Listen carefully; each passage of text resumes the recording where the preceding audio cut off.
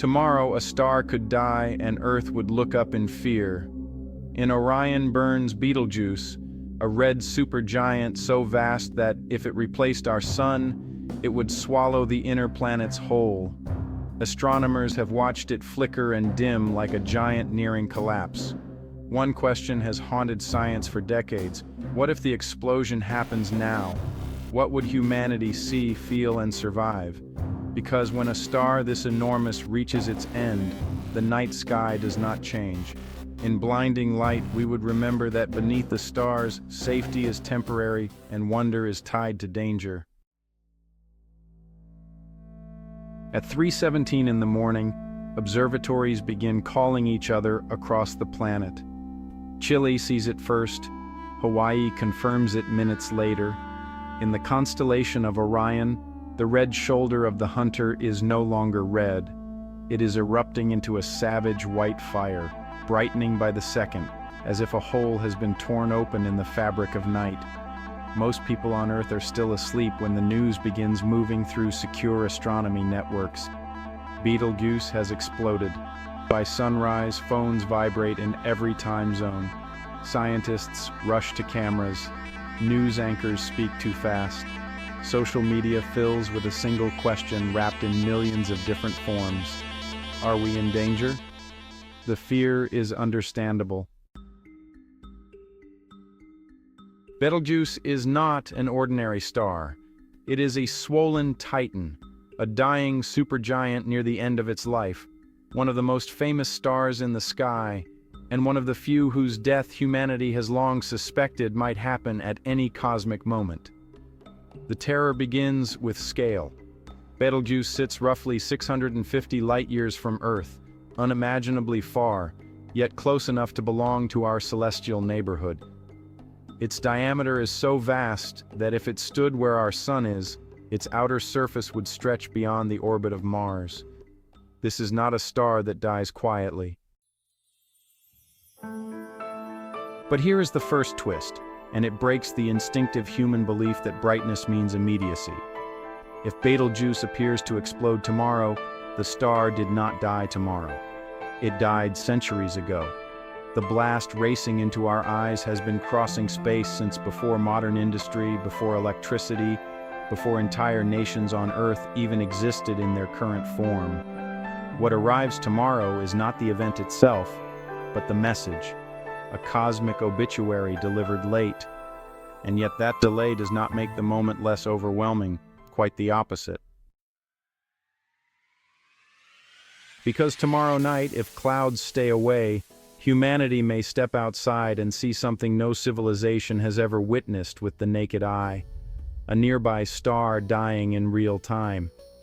Betelgeuse could become bright enough to rival the moon, casting shadows, remaining visible in daylight, turning Orion from a familiar winter constellation into something almost mythic, almost wrong. Ancient peoples once feared the sky because they believed it could change without warning. We like to think we have outgrown that fear. We have equations now, detectors, simulations, observatories orbiting above the atmosphere. But a supernova does not ask whether a civilization feels prepared. It only reveals in one impossible flash that the heavens are not a fixed ceiling. They are alive, unstable, and far more dramatic than the human nervous system was built to endure. So the question is no longer whether Betelgeuse has died. The question is this: when that ancient death reaches Earth, what follows the beauty? To understand what happens next, we have to move beyond the image of an exploding star and into the machinery hidden inside one. Betelgeuse is a red supergiant, a cosmic giant living on borrowed time. For millions of years, it has been fusing lighter elements into heavier ones, building an invisible furnace in its core. Hydrogen became helium. Helium became carbon. Carbon became heavier and heavier elements in a chain of escalating violence. Each new stage burned faster than the last, as if the star were rushing toward a deadline it could no longer escape. Then comes iron, the fatal turning point. Iron does not release energy when fused. It steals the logic that kept the star alive. In that instant, the balance between outward pressure and inward gravity collapses. The core falls inward at terrifying speed, crushing matter so brutally that atoms themselves are destroyed. Electrons are driven into protons. Space that once held a star the size of an empire begins collapsing into something incomprehensibly small. In less than a heartbeat, Betelgeuse stops being a stable sun and becomes a catastrophe. What follows is almost impossible to picture. The collapsing core suddenly stiffens. Gravity slams the outer layers downward, and they rebound off the crushed center in a shockwave so violent it tears through the star like detonation through a mountain of fire.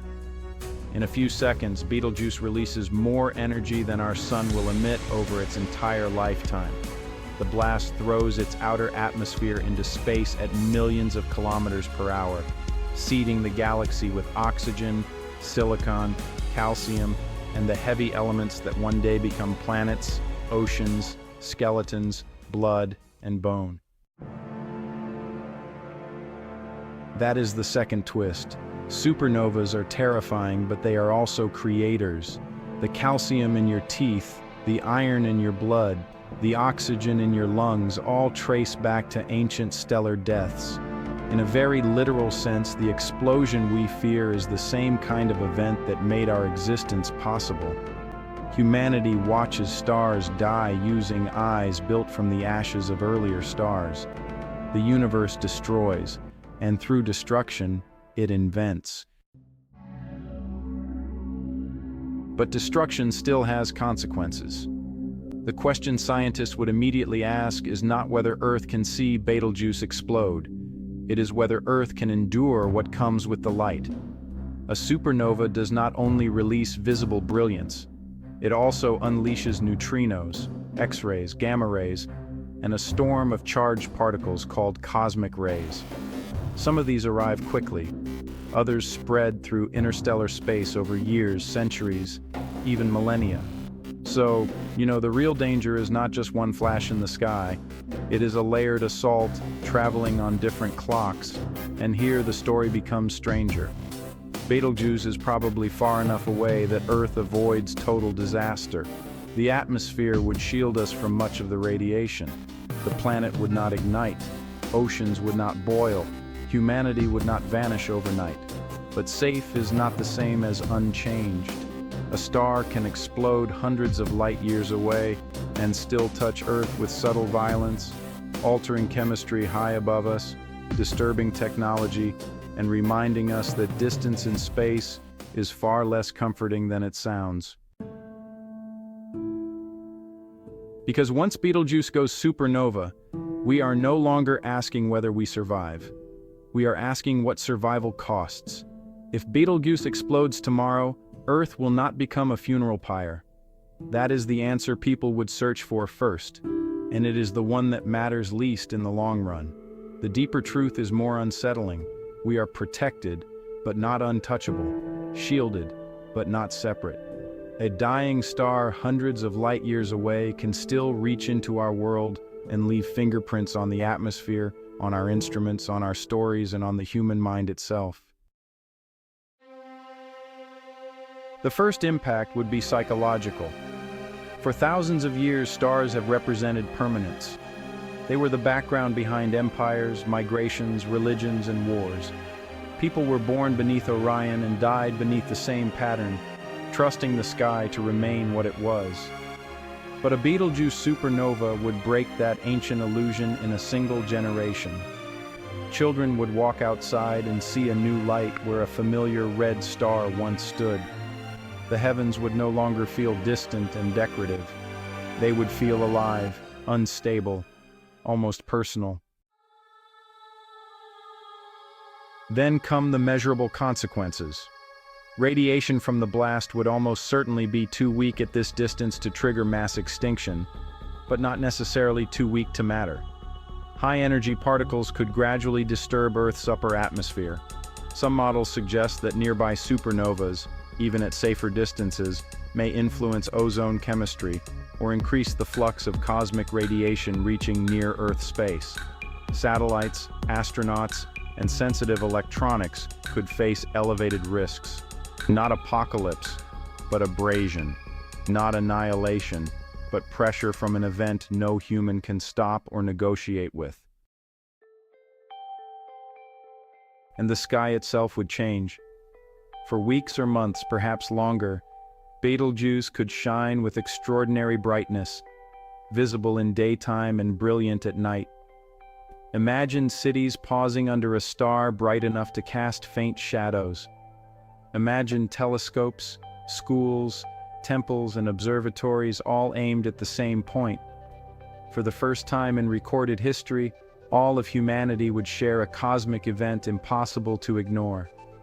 Borders would remain, languages would remain, conflicts would remain, but above them all, one wound of light would remind us that every nation lives under the same fragile atmosphere. There is another implication, one even larger than danger. A nearby supernova would transform science overnight. Instruments across the Earth and in orbit would harvest data from every phase of the explosion. Neutrinos, light curves, elemental signatures, shockwave dynamics. Textbooks would be rewritten. Models of stellar death would sharpen. We would learn not only how stars end, but how worlds begin, because supernovas are the factories of complexity. The atoms that build life are forged in celestial violence. To witness Betelgeuse die would be to watch the universe reveal one of its oldest secrets in real time. And that may be the most humbling part of all. We spend our lives measuring importance by human clocks, elections, careers, headlines, heartbreaks, decades. But stars live and die on scales that make civilization feel like a flicker. Betelgeuse may already be gone. Its death may have happened before our modern world was born, and only tomorrow would we finally see it. That is what the cosmos does to certainty. It separates cause from awareness, truth from arrival, existence from understanding. And when that white fire appears above Earth, it will leave us with one unforgettable thought. The sky has always been changing, and we were never watching for long enough.